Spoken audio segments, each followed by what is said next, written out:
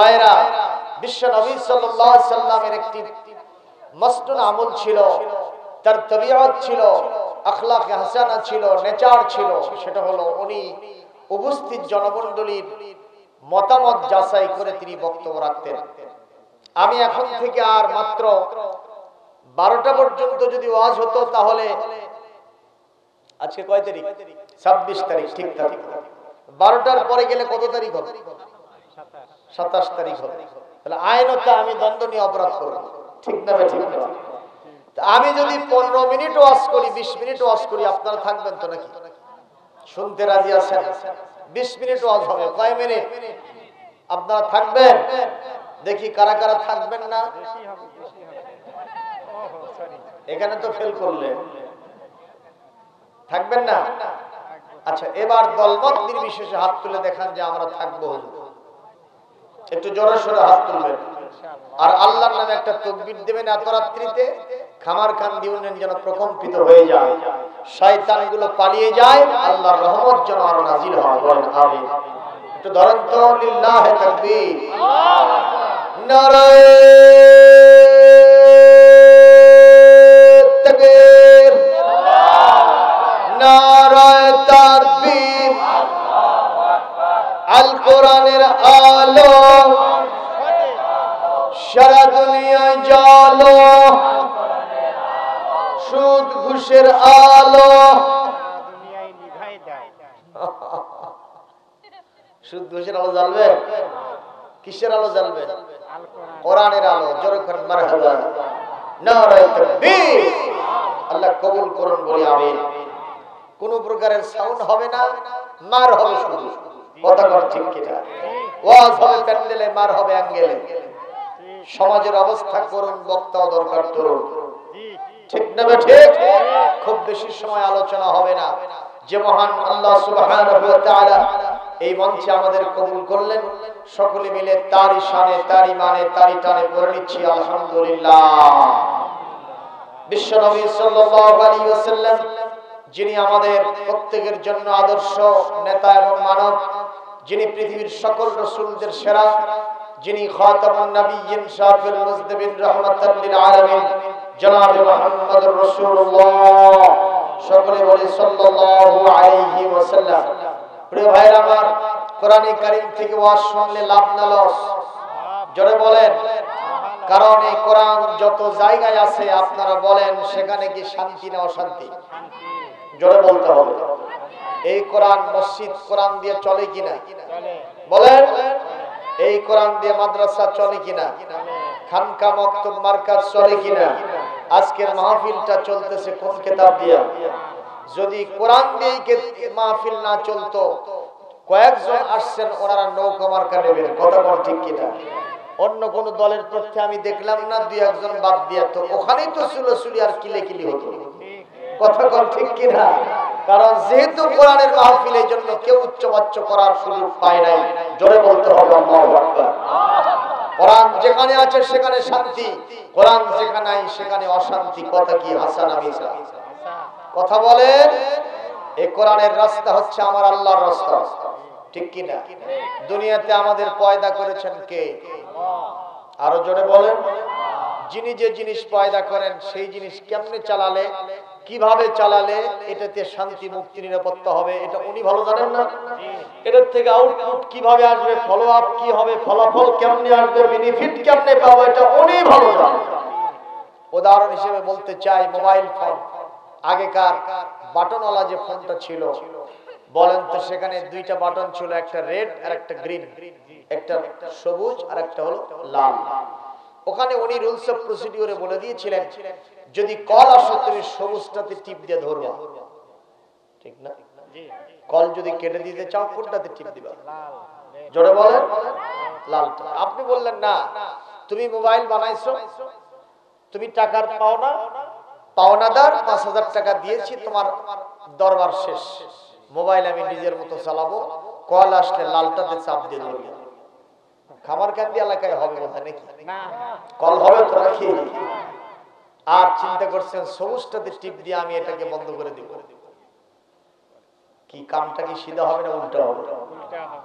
একটা mobile phone আবিষ্কারক তার যে ফর্মুলা অনুযায়ী মোবাইল না চালাইলে, মোবাইল থেকে যদি আমি কোনো ফায়দা না পাই, যে মহান মালিক আল্লাহ সুবহানাহু ওয়া তাআলা আমাকে আর আপনাকে সৃষ্টি করলেন, এই মহান আল্লাহ সুবহানাহু ওয়া তাআলা আমরা পৃথিবীতে কোন পথে কোন মতে চললে শান্তি মুক্তি নিরাপত্তা হবে, তিনি ছাড়া এটা আর কেউ জানবেন না। এই রুলস অফ প্রসিডিওর যে কিতাবের মধ্যে দিয়েছেন, আওয়াজ দিয়ে বলেন সেই কিতাবের নাম কি? আরো জোরে বলেন। এই কিতাব এখন আছে না নাই? আল্লাহর নবীর সময় যেটা ছিল সেটাই আছে না পরিবর্তন হয়ে গেছে? জোরে কোন আছে না নাই? এই কিতাব দিয়ে যদি মসজিদ চললে ভালো চলে, মাদ্রাসা চললে ভালো চলে, এই কিতাব দিয়ে যদি মাহফিল চালালে মাহফিল ভালো চলে, ওই সূত্র ধরে বলতে চাই গোটা জমিনটা কোরআন দিয়ে চালালে এই মতোই এই রকম মসজিদের মতো শান্তি নিরাপত্তা বিরাজ করবে। ঠিক না? ঠিক বলেন। আমি উদাহরণ হিসাবে কোরআন থেকে আলোচনা করব ইনশাআল্লাহ। তার আগে একটা দৃষ্টান্ত শুনেন। এক গাধার মালিক তার গাধাকে নিয়ে গেছে বাজারে চিনি কিনতে। এক বস্তা চিনি কিনা গাধার পৃষ্ঠে উঠায় দিয়েছে। এক বস্তা 2 মণ ওজন। কত কথা বলে? গাধার মালিক বলল, গাধারে আমার বাড়িতে যাওয়ার জন্য রাস্তার মাঝখানে একটা নদী আছে, ওই নদীর মধ্যে নামবা না, তাহলে কাম ছাড়া। কারণ চিনি আর পানি এক জায়গায় হয়ে গেলে শরবত হবে, আমার লস হবে, খবরদার নামবা না। বরং 1 কিলোমিটার রাস্তা পশ্চিম দিকে যাইবা। পশ্চিম কোন দিকে? এইটা পশ্চিম। পশ্চিম দিকে যাইবা, যাওয়ার সাথে সাথে দেখবা একটা ব্রিজ আছে, ব্রিজ দিয়ে উপরে নামবা, নেমেই দেখবা আমার বাড়ি, কোনো টেনশন থাকবে না। গাধা মনে মনে বলে, তুমি আমার এমন মালিক, 1 বস্তা 2 মণ ওজন ভার পিঠে উঠে দিয়ে তারপরে ওয়াজ করতেছো, তোমার ওয়াজ মানবো কি মানবো না 50-50, আগে কি হয় দেখি। কথা বলে।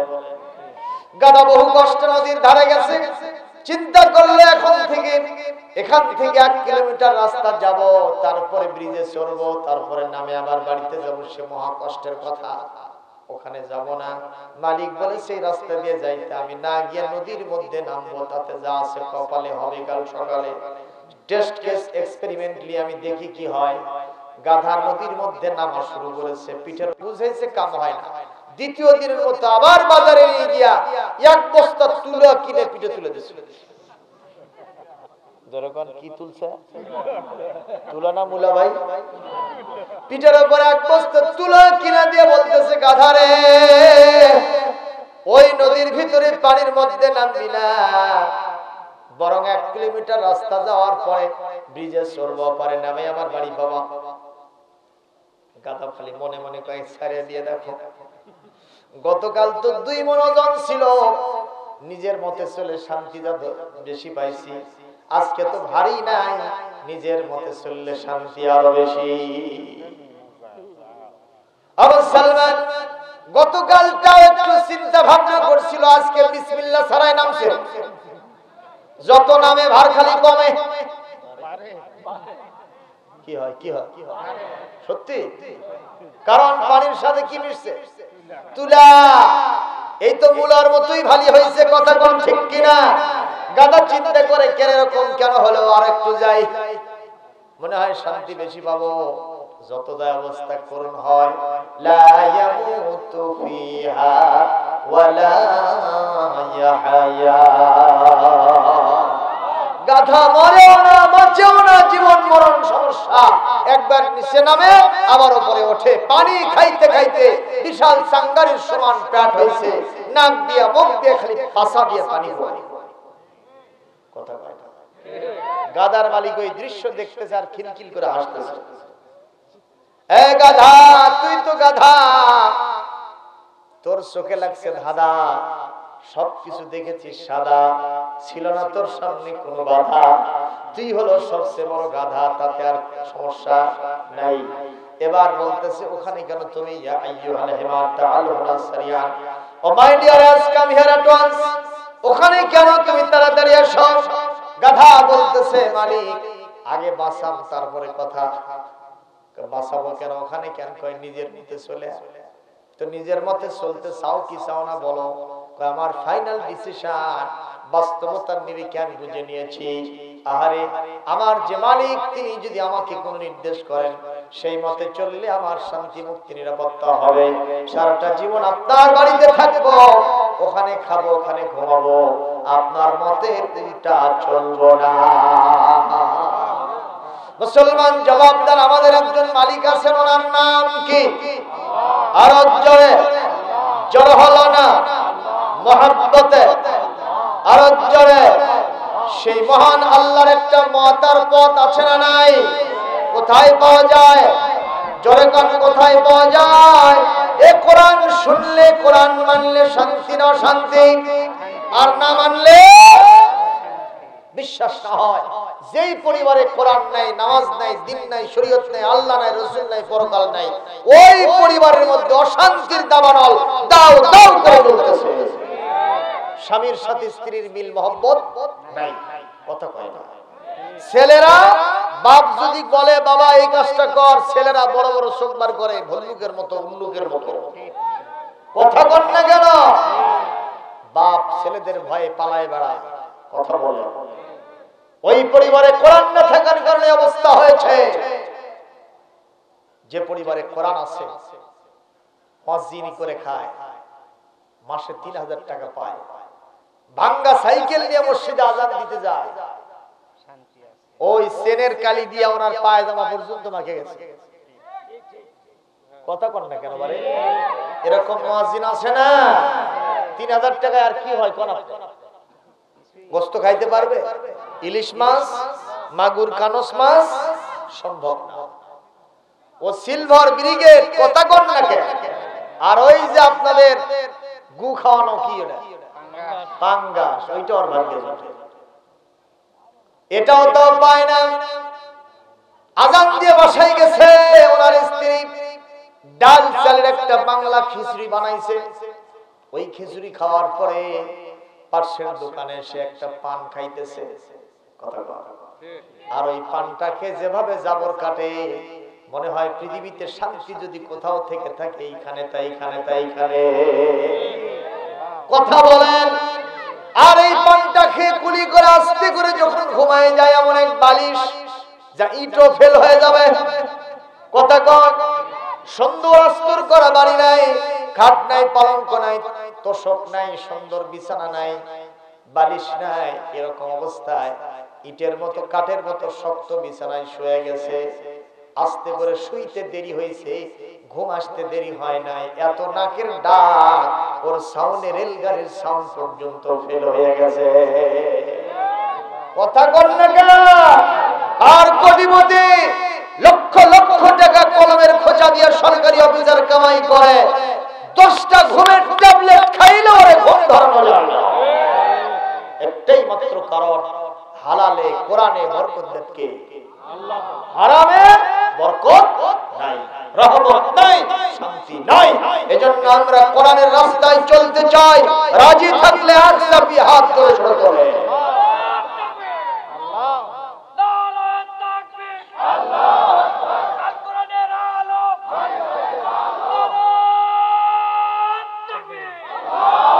আলহামদুলিল্লাহ জোরে বলে। আমি সেই কোরআন থেকে আলোচনার জন্য নিয়ত করেছি, খুব বেশি সময় নেব না। কোরআন কারীমের 17 নম্বর পারা 22 নম্বর সূরা, সূরার নাম হলো সূরাতুল হজ। এখানে 41 নম্বর আয়াত আপনাদের সামনে তেলাওয়াত করেছি। বিশ্বনবীর একটি সহিহ হাদিস পড়েছি।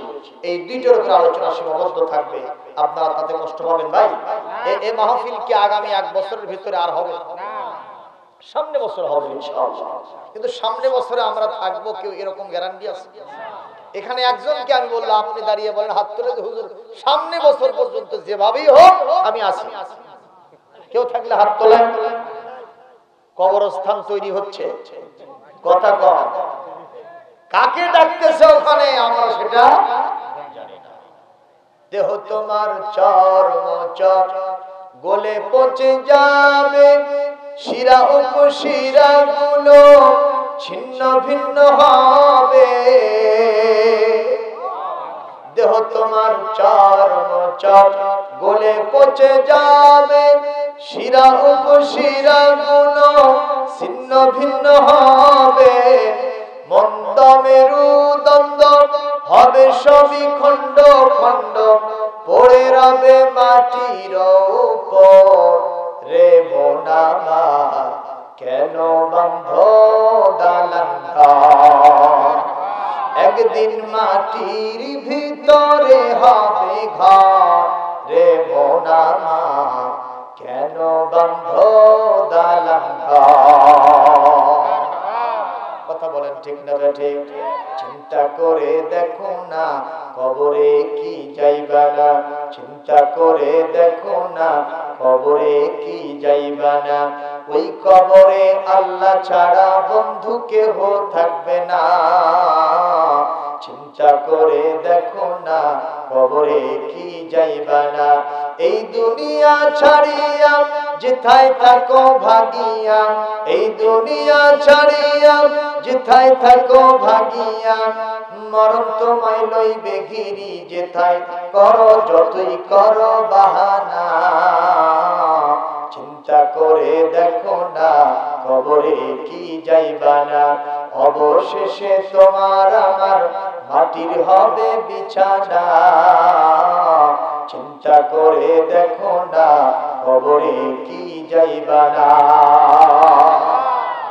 কথা কি ঠিক না ভাইজান? ঠিক না? আমি তো গোরস্তান মসজিদের ইমাম, ঠিক না ভাইজান? আপনারা গেছেন না ঠনঠনিয়াতে? দক্ষিণ বগুড়া গোরস্তান বাইতুর রহম ভাই পাগলা মাজার জামে মসজিদ, বিশাল গোরস্তান আমার মসজিদের পিছনে। এই গোরস্তানে আমি মাঝে মাঝে একটু জিয়ারা করি, একটু ঘুরে ফিরে বেড়াই, দেখি বগুড়া শহরের কোটিপতি মানুষটা পড়ে আছে, নাই সাথে তার ছেলে মেয়ে, নাই তার প্রাণের স্ত্রী, নাই সেখানে তার টাকা পয়সা খাট পালঙ্ক, বিশাল বিল্ডিং আছে। কথা বলে মাটির খোরাকে পরিণত হয়ে গেছে। তো একদিন আমি যখন চিন্তা করি, যদি দুনিয়াতে ইন্তেকালের পরে ওই বাড়িতে থাকার মতো সৌভাগ্য হতো তো এই কোটিপতির হতো, আমাদের মতো হারি চান্ডালের বেন্নামার্কা মানুষের এই সুযোগ তো হবেই না। কথা ঠিক কি না? কাজী উনি যখন গেছেন, এ বিশ্বের যার কদম চুমতে পারলে তামাম পৃথিবী ধন্য হয়, যিনি হা বললে হালাল হয়, না বললে হারাম হয়, আঙ্গুল উঁচু করলে আকাশের চারটা দ্বিখণ্ডিত হয়, পা বাড়ালে আরশে আজিমে চলে যান, হাত উঁচু করতে দেরি আছে মোনাজাতের জন্য, মোনাজাত কবুল হতে দেরি হয় না, সেই লেজিসলেটিভ পাওয়ার বিশ্বনবী সাইয়্যিদুল বাশার জনাবে মুহাম্মদ রাসূলুল্লাহ সাল্লাল্লাহু আলাইহি ওয়াসাল্লাম ইন্তেকাল করেছেন না করেন না? দুনিয়াতে বেঁচে থাকার সুযোগ থাকলে উনি থাকতে পারতেন না? কথা কর না কেন? ইন্তেকালের সময় হযরত জিবরাইল নবীর কাছে আসলেন, আজরাইল আলাইহিস সালাম তিনিও আসলেন। আজরাইল আলাইহিস সালাম দরজায় এসে ডাকতেছেন, আসসালামু আলাইকা ইয়া আহলা বাইতুন নবুওয়াত, আসসালামু আলাইকুম ইয়া মা'দানার রিসালাহ, আতা'যুনানা বিদ-দুখুল আলা নবী সাল্লাল্লাহু আলাইহি ওয়াসাল্লাম। নবীর কাছে যাওয়ার জন্য কি একটু পারমিশন তোমরা আমাকে দিবা? কে সেটা বলতেছে? বুঝেন নাই? মালাকুল মউত নাম কি? জোরে বলেন। এই আজরাইল বলতেছে নবীর কাছে জান কবজের জন্য যাব, একটু কি অনুমতি দিবা? জবাব দেন, আমাদের বাড়িতে এসে কি রকম অনুমতি চাইবে? চাইবে নবীজি আম্মা জান কি বলে তার কলিজার টুকরা খাতুনে জান্নাত কে বললেন, ইয়া বিনতি খাতুনে জান্নাত ফাতিমাতুজ জাহরা উনজুর মান আলাল বাব, মারে দেখো তো দরজায় আমাকে বারবার এরকম কে ডাকাডাকি করে। হযরত খাতুনে জান্নাত ফাতিমাতুজ জাহরা রাদিয়াল্লাহু তাআলা আনহা তিনি গেলেন, যাওয়ার পর নজর করে দেখেন শখসুম মহা ভীতিকর চেহারা নিয়ে একজন মানুষ বসে আছে দরজার উপরে। এই চেহারা দেখার সাথে সাথে উনি ডুকরে কেঁদে উঠে বাবার কাছে এসে বলছেন, আব্বাজি আওয়া আলাল বাবে শখসুম মহাবা, একজন ভীতিকর চেহারা নিয়ে একটা মানুষ বসে আছে, এরকম চেহারা লোক কোনোদিন আমি দেখি নাই। হযরত রাসূল বললেন, তারিফিনা হুয়া, তুমি কি তাকে চিনেছো মা?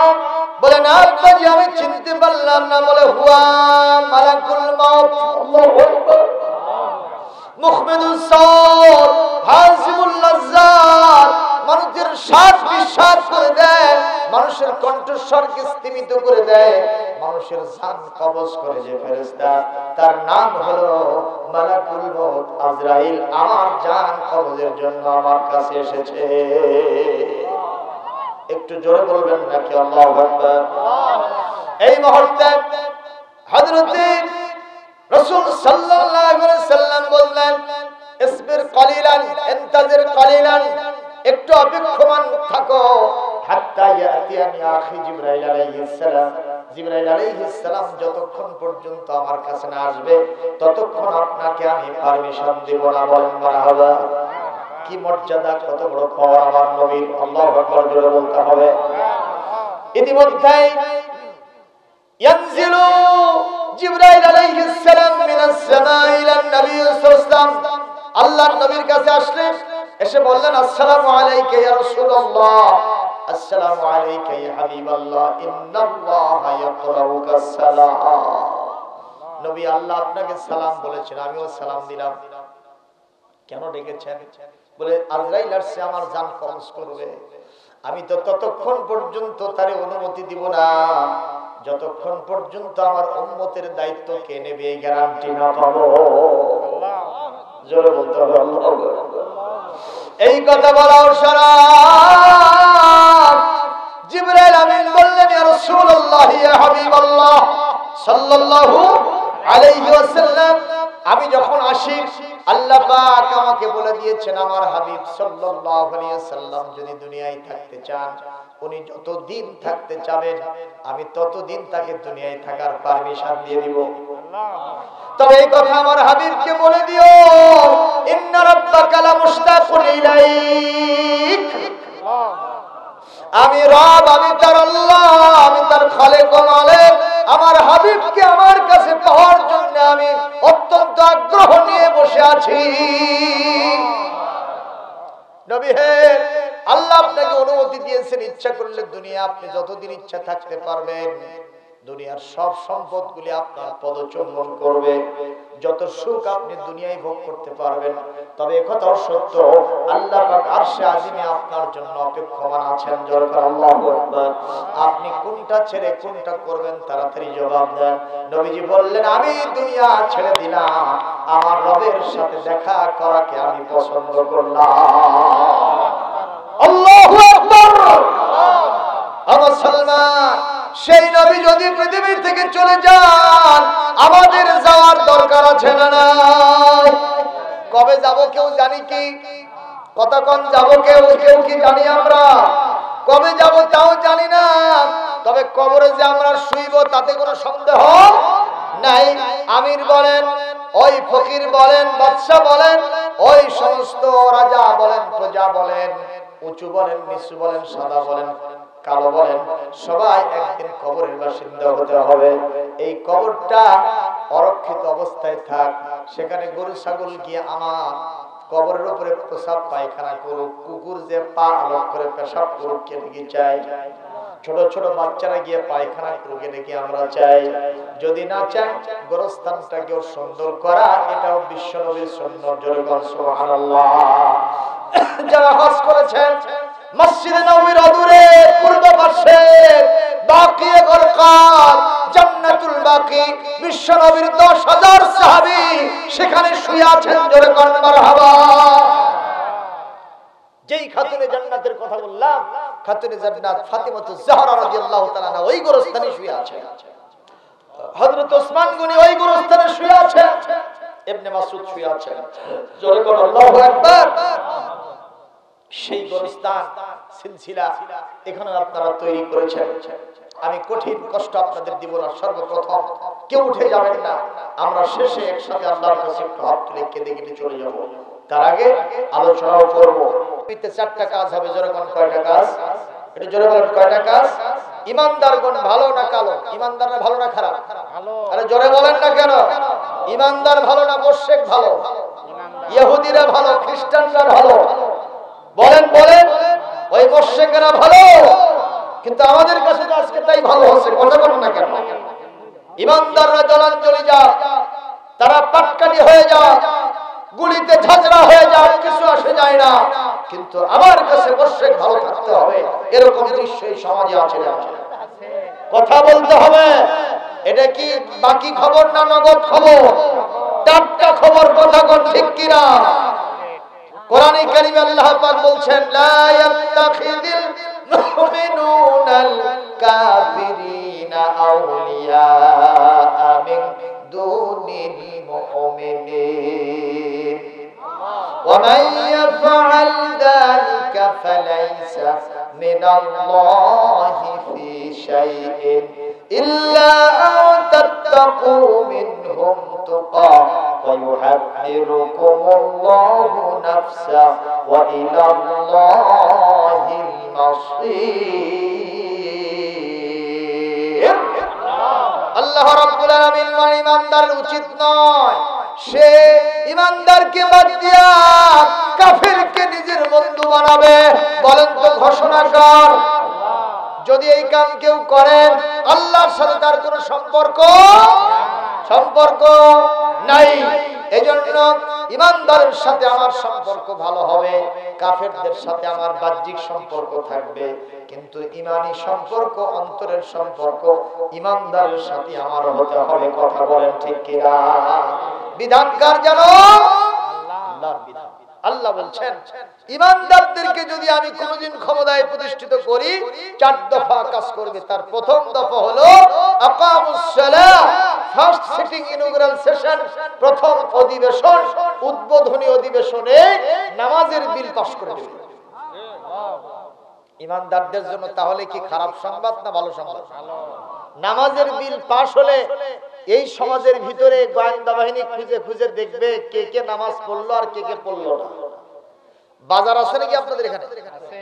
এটাই তো বাজার নাকি? সাপ্তাহিক বাজার লাগে না? লাগে না?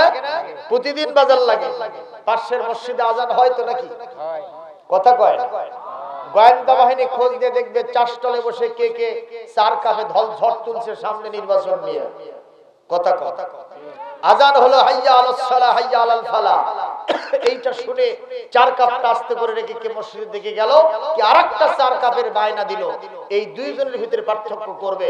যে ব্যক্তি মসজিদের দিকে গেল তাদের জন্য সরকারের কাছে ভালো রিপোর্ট দেবে গোয়েন্দা বাহিনী, যে আবার 4 কাপের অর্ডার দিল, আরেকটা চা খাওয়ার জন্য প্রস্তুতি গ্রহণ করলো, তার জন্য খারাপ রিপোর্ট সরকারের কাছে দেবে, তাকে অ্যারেস্ট করা হবে, পাকা নামাজি না হওয়া পর্যন্ত 6 মাসে তাকে জেলখানায় থাকতে হবে। আপনারা বলেন ও নামাজি হবে না হবে না? ওর 14 পুরুষ মরা বাবাও যদি কবরে থাকে ওও উঠে আসে নামাজ পড়ে। কথা কয় না? কথা কয় না? কারণ মারের উপরে ওষুধ। আল্লাহ এই বিধান জারি করেছেন, নামাজ প্রতিষ্ঠিত করতে হবে। কিন্তু তেঁতুল গাছ লাগায় যদি কোন জানা আঙ্গুর ফল দেন, দেবে তো নাকি? কথা কয় না? দেবে? যেই লোক নিজে নামাজ পড়ে না তার কাছে নামাজের মসলা পাবেন? ওর কিসমত হবে কি জানেন? ওর কিসম হবে তার ওই জাতীয় আমল হবে। 3 জন না জানা না শোনা মুসল্লি নামাজ পড়তেছে। কয়জন? মানে মসলা মাসাইল কিছু জানে না, ওরা কেবলই আজকে মসজিদে গেছে। তো ইমামটা মোটামুটি ভালো ছিল, ইমাম নামাজ পড়তেছে, পিছনের 3 মুসল্লি দেখে যে কারেন্ট চলে গেছে। তো এখন বলতেছে ইমাম সাহেব নামাজ শেষ করেন, বারে কারেন্ট চলে গেছে। পার্শ্বের মুসল্লি কইবে নামাজের মধ্যে কথা কওয়া হয়। এই কথা না শুনে আরেক মুসল্লি করছে যে এই জন্যই তো খালি ইমাম সাহেব তেলাওয়াত করতেছে। ইমামও বলতেছে হ্যাঁ ঠিকই করছো, আমি তেলাওয়াত করতেছি। কেউ কি কথা কওয়া বাদ দিয়েছে? তার মানে ওই ইমামও হলো বম্বাস্টিক মার্কা ইমাম। কথা কোন ঠিক না ঠিক? সম্মানীয় উপস্থিতি, এরকম মূর্খদের কাছ থেকে কোরআন হাদিসের সুবাতাস পাওয়া যেতে পারে। প্রথম নম্বরে নামাজের বিল পাস হবে। সুবহানাল্লাহ। এটা কি ভালো হবে না খারাপ হবে? ভালো। অনেকে চিন্তা করতেছে নামাজ খুব খারাপ লাগে, মসজিদে যখন ঢুকি মনে হয় এটাই জেলখানা। আছে নাকি এরকম কোন মুসলমান? যার কারণে আজকে আমাদের বাড়িতে এসে যদি কেউ জিজ্ঞেস করে আব্দুল্লাহ কোথায়, আব্দুল সালাম কোথায়, আমার স্ত্রীকে বা জিজ্ঞেস আমার সন্তানদের জিজ্ঞেস করলে হয়তো বলে মসজিদে নামাজ পড়াতে। কখন আসবে তো একটু দেরি করে আলোক দিলে কথা কয় না, কথা কয় না। যদি বলে যে কোথায় গেছে, বাজারে গেছে, কখন আসবে তা তো জানি না, ঠিক না ঠিক?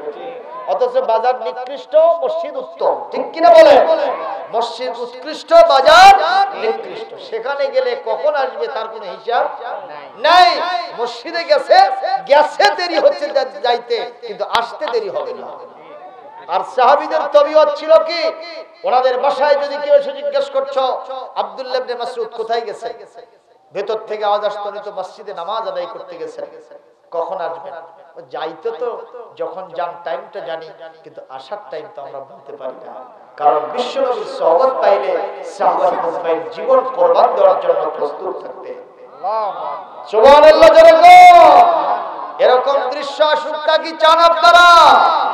বলি আল্লাহুম্মা আমিন। দ্বিতীয় নম্বর, আতাউজ যাকাত। যাকাতের বিল পাস করতো, যাকাত আদায়ের জন্য ব্যবস্থাপনা সরকারি ভাবেই করে ফেলতো। তার মানে হলো যাকাতটা এটা 50-50 হবে না, যার ইচ্ছা দিল, যার ইচ্ছা দিল না, এরকম অবস্থা এখন আছে না নাই? কোটিপতি আছে আমাদের শেরপুরে, বগুড়াতে কি আর বড় লোক আছে? আপনি ঢাকায় চলে যান, মাল্টি স্ট্রিট বিল্ডিং গুলো দেখলে মনে হবে এখান থেকে যদি যাকাত তোলা যায় কোটি কোটি টাকার যাকাত উঠবে, ঠিক কিনা কম? বেসরকারি ইসলামী ব্যাংকের হিসাবে আসছে একটা বছর যদি যাকাত কালেকশন করা যায় 20,000 কোটি টাকার যাকাত উঠে যাবে। কত হাজার কোটি? অথচ আমার দেশের দারিদ্র বিমোচন করার জন্য 10,000 কোটি টাকা হলেই হবে, আরো 10,000 কোটি টাকা উদ্বৃত্ত থাকবে, যে শয়তানরা বিভিন্ন শর্তের বিনিময়ে আমাদেরকে ঋণ দেয়, ওই সন্তানদেরকে আমরা এই ঋণটা দিয়ে দিতাম। আমার দেশের কোরআনের নিজাম তাদের কাছে আমরা ওখানে রপ্তানি করে পাঠায় দিতাম, আর ওদের বস্তা পচা মতবাদ আমরা কখনো আমদানি করতাম না। জোরে কর মারহাবা। যাকাতের অবস্থা যদি ভালো হয়, যাকাত আদায় যদি সরকারি ব্যবস্থাপনায় হয়, তার দৃশ্য কেমন হয় একটু দেখেন।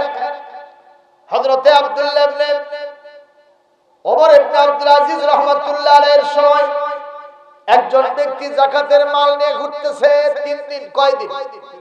জোরে কোন কয় দিন? আরো জোরে। 3 দিন। 3 দিন ধরে ঘুরতেছে, কিন্তু যাকাত দেওয়ার মতো কোনো লোক খুঁজে পায় নাই। অনেক ক্লান্ত পরিশ্রান্ত হয়ে এক জায়গায় বসে গেছে। কিছুক্ষণ পর দেখে একজন লোক ওখানে আসতেছে। ওই লোকটারে দেখে উনি দাঁড়ায় গেছে। দাঁড়ায় যে বলতেছেন, ভাই আপনার যেরকম চেহারা সুরত কাপড় চোপড় দেখতেছি, তাতে আপনার চাইতে গরিব মানুষ এই সমাজের মধ্যে আর কেউ নাই। এই যে দেখতেছেন 3 দিন যাবত এই যে আমার টোপলার মধ্যে যাকাতের মালগুলি আছে, কাউকে দেওয়ার সুযোগ পাই নাই, এটা আপনাকে দিয়ে আমি মুক্ত হয়ে যেতে চাই। এ কথা বলাও সারা, আগন্তুক ব্যক্তি বড় চোখবার করাও সারা। বলতেছে, তুমি কি মনে করছো আমি কাঙ্গালের বাচ্চা? কাঙ্গাল? আমি কি বেন্নার বাচ্চা? বেন্না? তোমার অতখানে কত টাকা আছে? বলে এখানে অন্তত এখানে আমার হাজার হাজার টাকা আছে। বলে তুমি কতদিন ঘুরেছো? বলে 3 দিন। এই যে আমার টোপলার মধ্যে সেরা খাতা নাই, আমার এখানে প্রায় 1 লক্ষ টাকা আছে। তুমি ঘুরেছো 3 দিন, আমি ঘুরতেছি 7 দিন, যাকাত দেওয়ার মতো একটা লোক খুঁজে পাই না। জোরে বলেন আল্লাহু আকবার।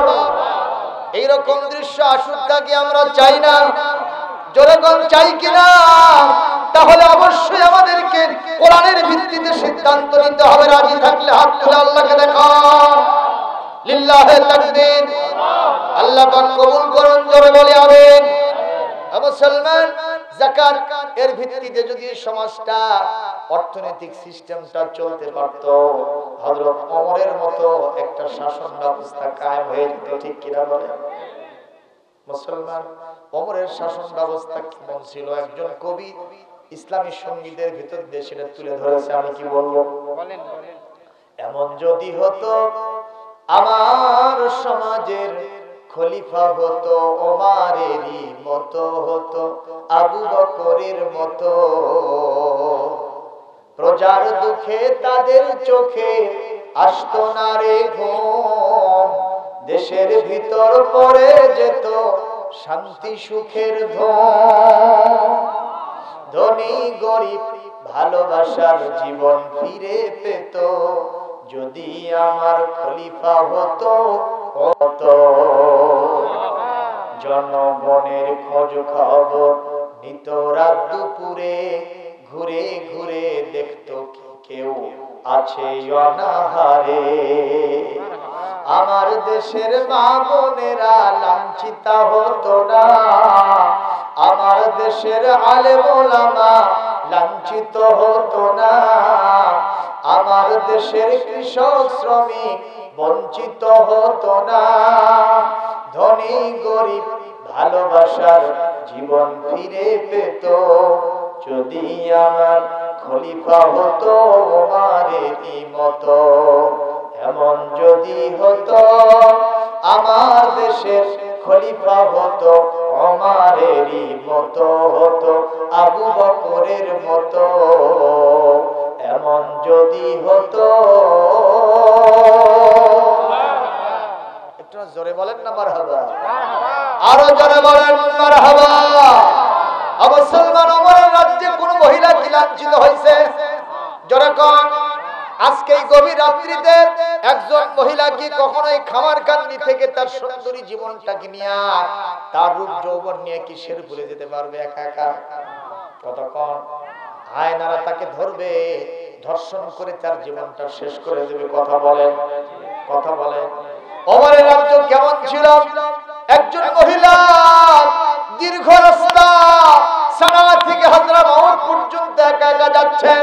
রূপবতী গুণবতী মহিলা, অত্যন্ত সৌন্দর্যওয়ালা মহিলা, অত্যন্ত সুন্দরী, অনেক সুন্দর সুন্দর গহনাগুলো তার শরীরে পড়া আছে। মহিলা যখন রাস্তার ভিতরে যায়, ওদিক থেকে এক যুবক মাতালের মতো আসতে থাকে, এরকম ভাবে হেলতেছে দুলতেছে আর আসতেছে। মুসলমান এই যুবককে নিবৃত্ত পল্লী এলাকা একা একা দেখার সাথে সাথে মহিলার কলিজার মধ্যে ভয় ঢুকে গেছে। নিঃসন্দেহে হায়নার কাছে আমার রূপ যৌবন সব আজকে বিকিয়ে দিতে হবে, সব আজকে শেষ হয়ে যাবে। মহিলা যত সামনে যায় তার ভয়টা তত বাড়তে থাকে। যুবক ওদিক থেকে আসতে থাকে এরকম মাতালের মতো, এরকম হেলতেছে দুলতেছে আর কি যেন বলতেছে। কাছাকাছি যাওয়ার পরে মহিলা চিন্তা করলো না, এভাবে হবে না, হবে না, আমি রাস্তার পাশে মোড় নিয়ে বসে যাব। যুবক যখন পার হয়ে যাবে তারপরে আমার রূপ যৌবন নিয়ে আমি আমার নির্ধারিত জায়গায় যাব। আস্তে করে মহিলা পাশে বসে গেছে, তার চাদরটা বোরখাটা মুড়ি দিয়া আস্তে করে বসে গেছে। মহিলা নজর করে দেখে ওই যুবক আবার তার দিকে রাস্তা নিয়েছে। চিৎকার দেওয়া আল্লাহু আকবার। মহিলা ভয়ে কাতুকুত হয়ে গেছে আর আল্লাহকে বলতেছে, আল্লাহ জীবনে আজ পর্যন্ত স্বামী গ্রহণ করি নাই, আমার রূপ যৌবন কেউ দেখে নাই, আজকে এই যুবকের কাছে যদি আমার সব দিকে দিতে হয় নষ্ট হয়ে যায়। আল্লাহ আমি তোমার সাহায্য চাই, আমি তোমার নুসরত চাই, তোমার কাছে আমি সহযোগিতা চাই, তুমি তোমার বান্দির রক্ষা করো। তুমি ইচ্ছা করলে ফাআলুল লিমা ইউরিদ আলা কুল্লি শাইইন কাদির আন্নাল কুওয়াতা লিল্লাহি জামিআ। এই যুবক যত শক্তিশালী হোক এর থেকে তোমার শক্তি অনেক বড়। এই মহিলা যখন কান্দে আর দোয়া করতে থাকে, ইন্দামেন্টাই পিছন থেকে ওই যুবকটা এসে বলতেছে, আসসালামু আলাইকুম ইয়া উম্মুল মুহতারিমা। ও মা, তোমার উপরে শান্তি বর্ষিত হোক। বলেন যদি কেউ মা বলে মহিলার ভিতরে শান্তি আসে না, আসে না? একটু পানি জমে না, জমে না? মহিলা তখন চিন্তা করলো যুবক আমারে মা বললো। মহিলা তখন আস্তে করে সালামের জবাব দিয়ে ভয়ে কাতুকুত অবস্থায় আছে, হয়তো ভালো করতে পারে। এই ওসিলাই, এই ছলনায় হয়তো আমার রূপ যৌবন সব কিনে নেবে, রূপ যৌবন সব বিকিয়ে দেবে, হয়তো ধ্বংস করে ফেলবে। মহিলার তা ওঠে না, সামনাসামনি তাকায় না, ভয়ে কাঁপতে থাকে। ইন দ্য মিনটাইম পিছন থেকে ওই যুবক আবার বলতেছে, মা এই রাস্তা নিভৃত, আপনি একা একা কোথায় যাবেন মা? আমরা ওমরের জামানার যুবক, এই পৃথিবীতে আমরা কাউকে ভয় করি না, একমাত্র আল্লাহ ছাড়া কাউকে মানি না। ওমর আমাদেরকে ডিউটি দিয়েছেন, এই জামানার কোন মহিলা যদি তার সতীত্বের গ্যারান্টি না পায়, আমরা যুবক তার সতীত্বের গ্যারান্টি দেওয়ার জন্য প্রস্তুত থাকব। যদি কোনো ব্যবসায়ী মানুষ একা একা রাস্তা দিয়ে যায়, অনেকগুলো টাকার ব্যবসার মাল নিয়ে একা একা ভয় পায়, আমাদের নৈতিক দায়িত্ব হলো টাকা পয়সা সুদ্ধা তাকে বাড়িতে পৌঁছায় দেওয়া। চিন্তা করবেন না, আমি আপনার সতীত্বের জন্য আপনার এই সুন্দর লোক লাবণ্য আমি উপভোগ করতে চাই না মা। আমি আপনি আমার মায়ের মতো, আমি আপনার ছেলের মতো মা। এখন আমার দায়িত্ব হবে আপনি যেখানে যাবেন কেউ যাতে আক্রমণ করতে না পারে ওখানে পৌঁছে দেওয়া আমার নৈতিক দায়িত্বের মধ্যে পড়ে গেছে। লিল্লাহি তাকবীর। আপনারা বলেন এরকম একটা সমাজ কায়েম হোক, তা কি চান না? তাহলে ওমরের মতো লোক লাগবে। কার মতো? রাসূল বলেছেন আমার পরে কোনো নবী হবে না, কিন্তু আমার পরে ওমরের মতো চরিত্রবান হবে না, এই কথা হুজুর একবারও বলেন না। কথা বলেন না কেন? এখনো ভালো মানুষ আছে না সমাজে? আছে। কি ভালো মানুষের লক্ষণ কি? মুখে দাঁড়িয়ে থাকবে, উল্টা শ্বাস কথা কয়। ভালো মানুষের সঙ্গে সম্পর্কে বিশ্বনবী বলেছেন, মান যাকারাকুম বিল্লাহি রুইয়াতুহু, যাকে দেখলে সরাসরি আল্লাহর কথা মনে হবে। সুবহানাল্লাহ। আগামী কালকে কথা কয় না।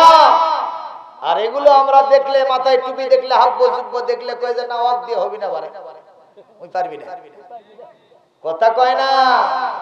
নেচার খারাপ হয়ে গেছে, ঠিক তো বলবেনি, ওটাই অভ্যাস। সম্মানিত ভাইয়েরা, আল্লাহর নবী বলেন ভালো মানুষ চেনার উপায় তিনটা। জোরে কোন কয়টা? আর জোরে হলো না, সবাই বলে। এক নম্বর, যারে দেখলে আল্লাহর কথা মনে হয়, তাহলে তার মাথায় টুপি থাকবে কিনা, মুখে বড় দাড়ি থাকবে কিনা, জামাটা শর্ট হবে না লম্বা হবে, কথা কয় না। নামাজ আছে না নাই, রোজা আছে না নাই, টান সুদ টান মারা আছে, এগুলোর সাথে সম্পর্ক, মদ জুয়া গাঁজা ফেন্সিডিল কেটুখোর, এগুলো হবে না। যখন আল্লাহু আকবার। মুসলমান দুই নম্বর কোয়ালিটি হলো আমান যাদা ফি ইলমিকুম মানতিকুহু, যার বক্তব্য শুনলে তোমার জ্ঞানের সমৃদ্ধি ঘটবে, তোমার এই পৃথিবীতে মানবতা অর্জনের জন্য যা দরকার তার বক্তব্য শুনলে সেটা তুমি পেয়ে যাবে। সুবহানাল্লাহ। আর তিন নম্বর, আমান যাকারাকুম বিল আখিরাতি আমালুহু, যারা আমল আখলাক দেখলে সরাসরি আখিরাতের কথা মনে হবে, মনে হবে জীবন জীবন নয়, আরেকটা জীবন আছে যার নাম পরকাল। কথা কও। আর আমরা যেগুলো লিডার পাই তার আমল আখলাক দেখলে মনে হবে দুনিয়া কা মজা লে লো, দুনিয়া তোমারি হ্যায়, দুনিয়াটাই আসল। কথা বলেন না কেন? নগদ যা পাও হাত পেতে নাও, বাকির খাতা শূন্য থাক। দূরের বাদ্য শুনে কি লাভ, মাঝখানে যে বেজায় ফাঁক। আমাদের নেতাদের লাইফ স্টাইল দেখলে মনে হয় দুনিয়ায় সব, আখিরাত বলতে কিছুই নাই। কথা বলেন ঠিক কিনা? কিন্তু আসলে কি তাই? আখিরাত আছে না নাই? এ কথা কথা কেন? আখিরাত আছে না নাই? তাহলে যেই নেতারা এমন লাইফ স্টাইল অবলম্বন করে যেইটা দেখলে আখিরাতের কথা মনে হয় না, ওই নেতাকে মানা যাবে। তাতে যদি কেউ মন খারাপ করে, তারা আমার করার কিছুই নাই। এগুলো কোরআনের হাদিসের কথা কিনা? কথা কয় না। কারণ কোরআন হাদিসের কথা বলতে গেলে কারো গলার উপর দিয়ে যাবে, কারো মাথার উপর দিয়ে, কারো বুকের উপর দিয়ে যাবে। আরে আমি সুদের বিরুদ্ধে বললে সুদকির কি ভালোবাসবে আমার? কথা কয় না। বলেন ঘুষের বিরুদ্ধে বললে যেই অফিসার কলমের খোঁজা দিয়ে অবৈধ টাকা কামাই করবো আমাকে ভালোবাসবে? জীবনে দাওয়াত দিয়ে খাওয়াবে? ও মসজিদের সভাপতি হলে জীবনে আব্দুল সালামকে দাওয়াত দেবে না, ওই না ওই হুজুর হবে না বাবা। কথা কর না। এজন্য এই কথাগুলো বললে কারো খারাপ লাগবে, লাগতে পারে, কিন্তু এই কথা আপনাকে মানতেও হবে। খিয়ারুহুম ফিল জাহিলিয়া খিয়ারুহুম ফিল ইসলাম। বর্তমান নেতৃত্ব যে ভালো, এরা যদি ইসলাম মানে এরা আরো ভালো। কথা বল না কেন? ওই টুঙ্কু মৌলবীর চাইতে দেখা যাবে যে এই যদি ইসলাম মানে এই আরো বেশি ভালো হবে, কারণ তার ভিতরে নেতৃত্বের কোয়ালিটি আছে। সুবহানাল্লাহ। এই জন্য বিশ্বনবী দুইজনের জন্য দোয়া করতেন আল্লাহর কাছে। কয়জনের জন্য? এক নম্বর ওমর, আর একজন আবু জেহেল। হুজুর জানতেন যে ওদের ভিতরে নেতৃত্বের কোয়ালিটি আছে। মুসা আলাইহিস সালামকে আল্লাহ নিয়ামত কি বলে নবুয়ত দেওয়ার পরে বললেন ইযহাব ইলা ফিরাউন, ফিরাউনের কাছে যাও। মুসা আলাইহিস সালাম সুয়ালে মুকাদ্দার প্রশ্ন করলেন যে আল্লাহ, ওখানে তো আরো লোকজন আছে, তারকে বাদ দিয়ে আপনি ফিরাউনের কাছে যাওয়ার কোন কে? কথা কয় না হুজুর, আল্লাহ পাক হলো মেরের গরু। মলম মারতেন নাকি আপনারা? কথা কয় না, মলম মারতেন না? তো ওখানে একটা গরু থাকে না, ওই যে একটা মাঝখানে শুরুতে, ও মেরের গরু। ও যদি ঘোরে সব ঘুরবে, ও যদি কুশল করে তো মলম মারা হবে না, সব পেঁয়াজ লাগবে। কথা কয় ঠিক না ভাই? তো আল্লাহ বললেন ফিরাউন হলো লিডার অফ দ্য কওম, এই জাতির লিডার। ফিরাউনের কাছে যাও, ভালো হলে গোটা জাতি ভালো হয়ে যাবে। ইউনিয়ন পরিষদের চেয়ারম্যান যদি নামাজি হয়, কেউ বেনামাজি থাকবে না? মেম্বাররা কি বেনামাজি থাকবে? একটা সালিশে বসছে, মনে করেন পাশের মসজিদে আজান হলো, হাইয়া আলাস সালাহ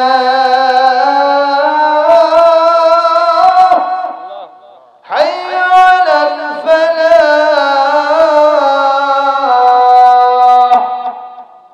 চেয়ারম্যান সাহেব বলল এখন নামাজ পড়তে যেতে হবে, এখন আপাতত সালিশটা মুলতবি থাকবে। চেয়ারম্যান সাহেব কাউকে কিন্তু বলে নাই যে আপনারা নামাজে চলেন।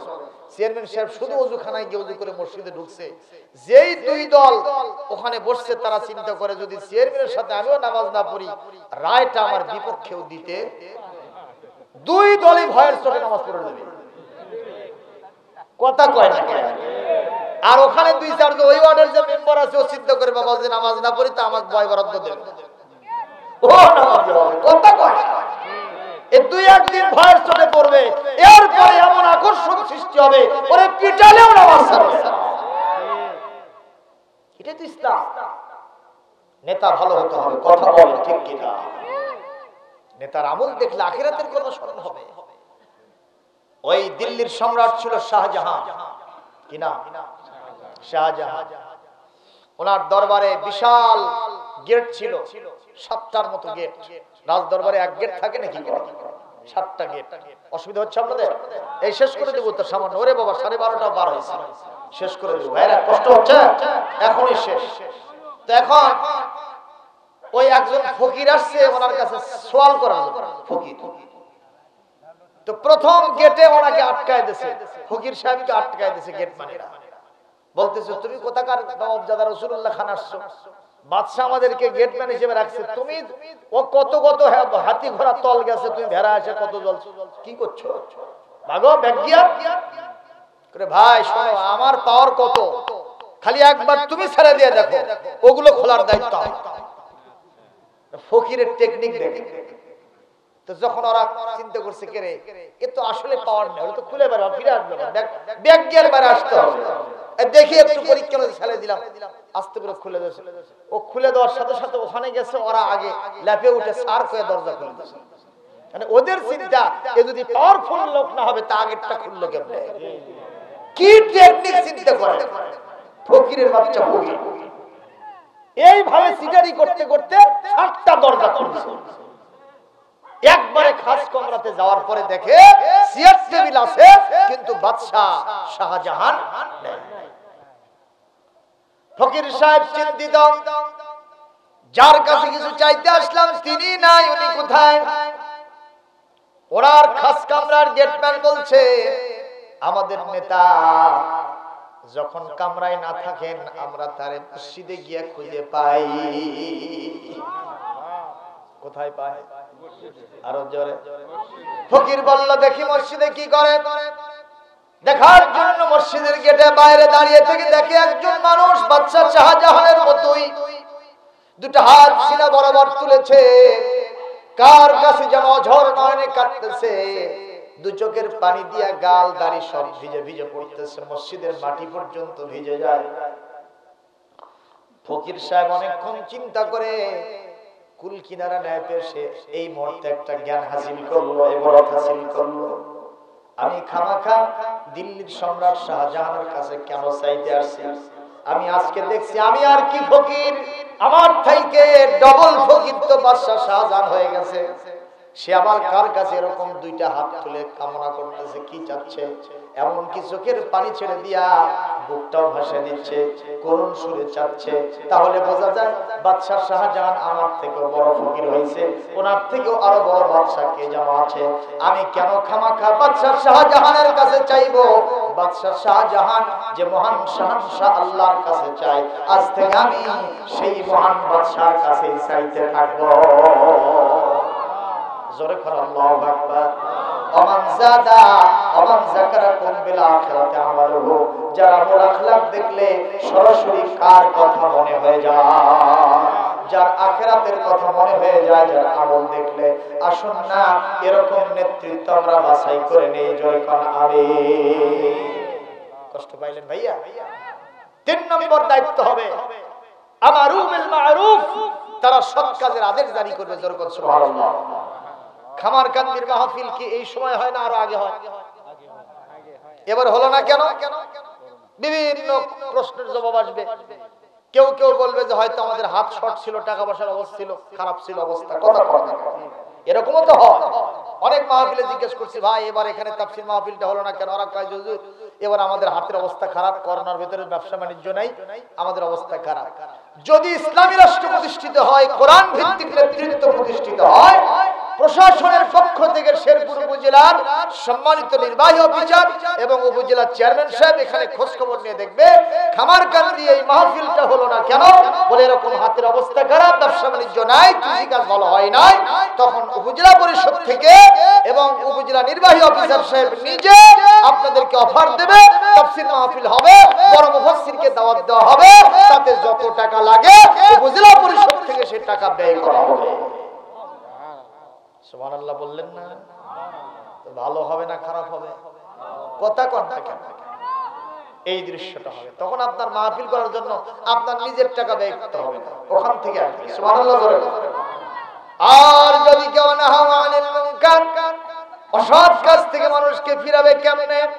খামারকান্দি এলাকার কয়েকজন যুবক, ওরা গাঁজাখোর, ওরা ভাঙখোর, তারিখোর, ওরা কেটুখোর, ওরা কয়েকজন এক জায়গায় হয়ে চিন্তা করলে এবার একটু মেলার সিজনে বৈশাখ মাসে একটু আমরা এখানে যাত্রা করব। কি করব? যাত্রায় ওয়াজ হয় নাকি? কি হয়? আল্লাহর কাছে মোনাজাত ধরে। কি হয় ওখানে? খালি উলঙ্গ ডান্স হয়। কথা কয় না কেন? পপ ডান্স, লাকি ডান্স, যত ডান্স আছে রে, কথা কয় না যুবকরা? এগুলো হয় না? হয় না। ইসলাম কি এগুলো জায়েজ বলে? কি বলে? না জায়েজ, হারাম। কথা কয় না কেন?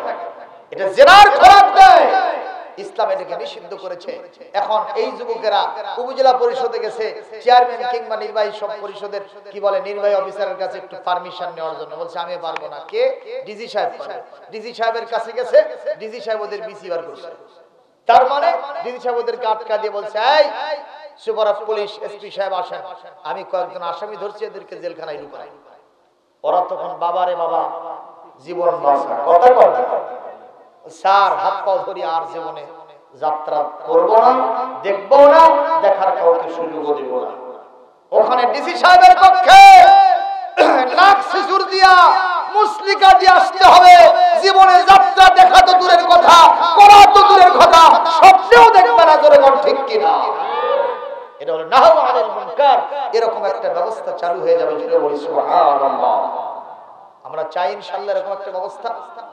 আল্লাহ সবাইকে কবুল করুন। জোরে বলি আমিন।